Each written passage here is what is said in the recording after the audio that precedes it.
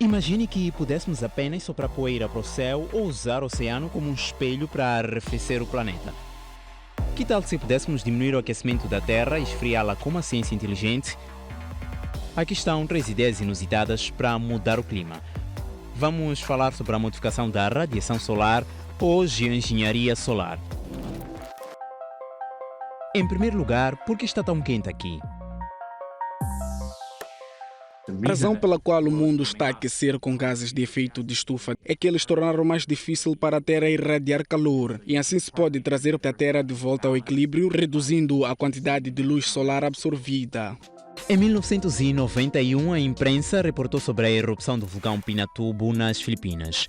Era a segunda maior erupção do século e emitiu grandes quantidades de cinzas e gases para a estratosfera quilômetros acima da superfície da Terra.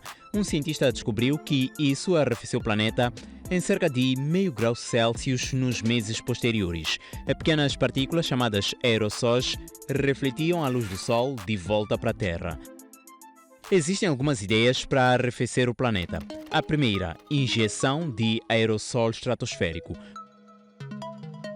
A estratosfera é uma parte da atmosfera localizada entre 15 e 50 km da superfície da Terra, acima das nuvens.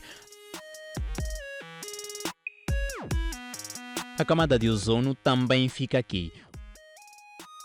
Uma ideia dos cientistas: injetar aerossóis de sulfato na estratosfera. Aqui, os aerossóis de sulfato combinados com gotículas de água refletem a luz do Sol por cerca de 1 a 3 anos. Isso pode tornar o céu mais branco e reflexivo, tal como acontece depois da erupção do vulcão. Mas não é tudo.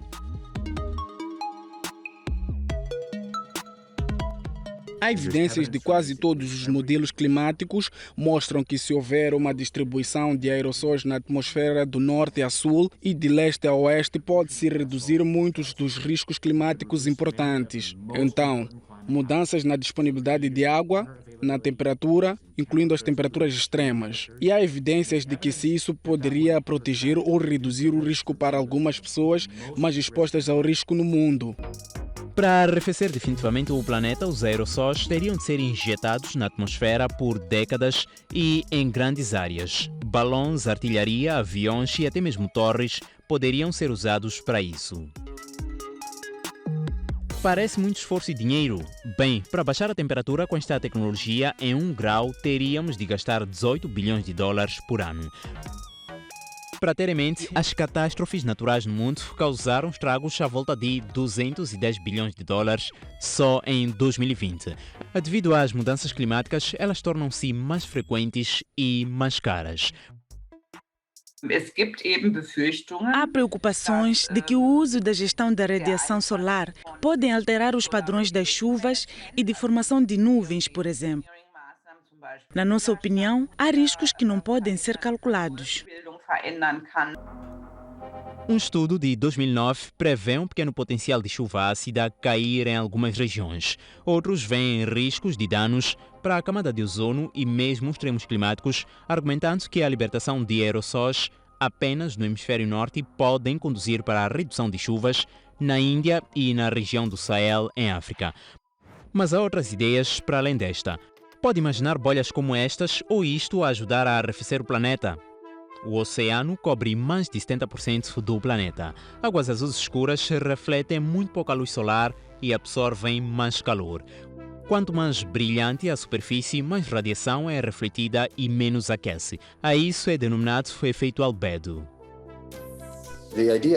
A ideia de microbolas no oceano é fazer uma espuma para refletir uma parte da radiação solar recebida e implantá-la em locais estratégicos, onde pode ser possível efetuar certos resultados climáticos.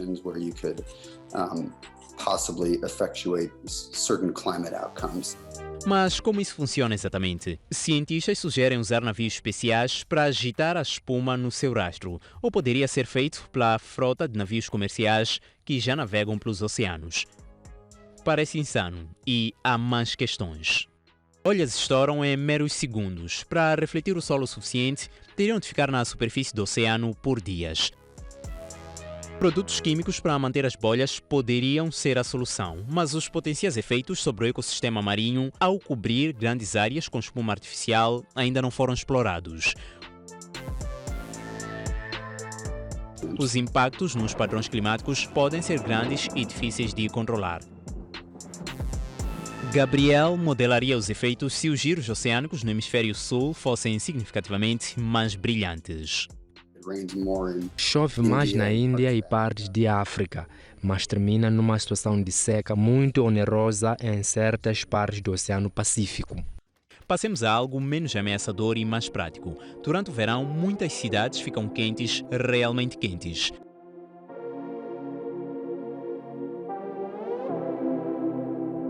Nova York, por exemplo, fica em média 1 a 3 graus Celsius mais quente que os arredores e, em algumas noites, mesmo 12 graus Celsius. O motivo? Telhados escuros menos refletivos, estradas e passeios aquecem mais que as árvores, campos e lugares com vegetação que têm feito sombra. Apenas pintar as casas e telhados de branco pode arrefecê-las.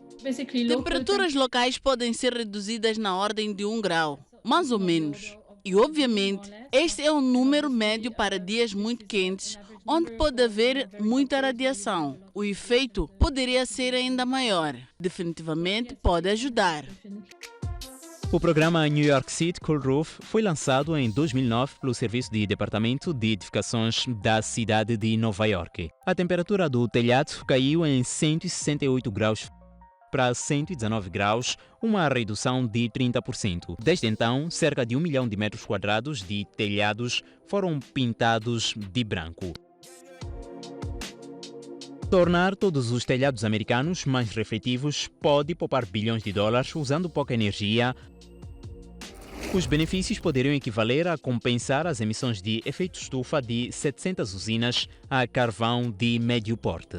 A abordagem só funciona localmente. Refletir sobre as cidades é uma forma de se adaptar às mudanças climáticas, mas apenas arrefece algumas áreas e não influencia o clima de uma forma geral. A injeção de aerossol estratosférico ainda é só uma hipótese. Pode funcionar globalmente em teoria, por causa de muitas questões sem resposta e uma lista interminável de potenciais riscos está muito longe de ser implementada. Em termos de viabilidade, dados de pesquisa e avaliações de risco em espuma oceânica parece uma abordagem menos realista. Então, engenharia solar, sim ou não? Uma forma adiciona a forma de mitigar as mudanças climáticas ou um beco sem saída? É literalmente um tema quente e os cientistas estão divididos sobre a realização de mais pesquisas. Se não fizermos pesquisas, então a nova geração terá de tomar decisões na ignorância e poderão tentar tomar decisões para implementar isto, mesmo sem pesquisas. Mas acho que seria ridículo e penso que há um imperativo ético em prover informação. Muitos cientistas podem não ter a mesma opinião, mas a vasta maioria concorda neste ponto. Céus e oceanos mais brilhantes não mudam o fato de termos responsabilidade de cortar as emissões rapidamente e que nós precisamos encontrar maneiras de nos adaptarmos às mudanças climáticas.